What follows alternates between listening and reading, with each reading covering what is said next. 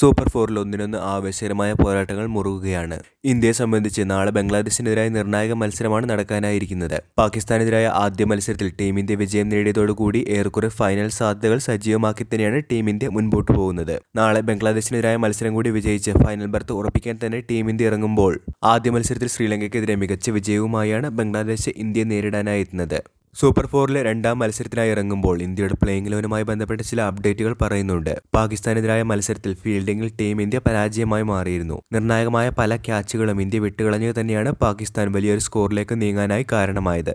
Batting ഓർഡറിലേക്ക് എത്തുമ്പോൾ ശുഭ്മാൻ ഗില്ലും അഭിഷേക് ശർമ്മയും കത്തിക്കയറുന്ന batting പ്രകടനമാണ് പാകിസ്ഥാനെതിരെ കാഴ്ചവെച്ചത്. ഓപ്പണിംഗിൽ ഇരുവരും സെഞ്ചുറി പാർട്ണർഷിപ്പ് നേടിയതോടുകൂടി ഇനി ഇന്ത്യയുടെ ഓപ്പണിംഗ് ജോഡിയിൽ അഴിച്ചുപണി ഉണ്ടാകില്ല എന്നുള്ള കാര്യം വ്യക്തമായിരിക്കുകയാണ്. മലയാളി താരം സഞ്ജു സാംസന്റെ ഫോം തന്നെയാണ് ടീം ഇന്ത്യക്ക് ആശങ്ക നൽകുന്ന മറ്റൊരു കാര്യം. കാരണം മിഡിൽ ഓവറുകളിൽ അദ്ദേഹത്തിന് അവസരം നൽകുമ്പോൾ വേണ്ടത്ര രീതിയിൽ ബാറ്റ് ചെയ്യാനായി സാധിക്കുന്നില്ല എന്ന് തന്നെയാണ് ഇവിടെ കാണാനായി സാധിക്കുന്നത്.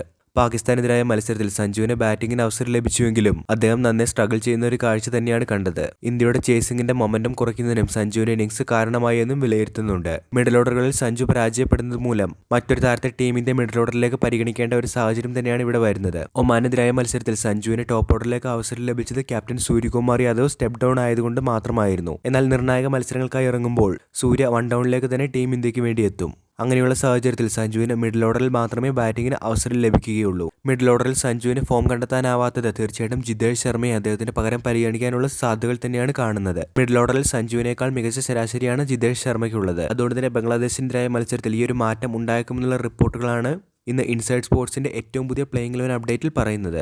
വീഡിയോ അവസാനിക്കുന്നു. പുതിയ ക്രിക്കറ്റ് അപ്ഡേറ്റുകൾക്കായി ചാനൽ ഇപ്പോൾ തന്നെ മറക്കാതെ സബ്സ്ക്രൈബ് ചെയ്ത് വെച്ചേക്കുക.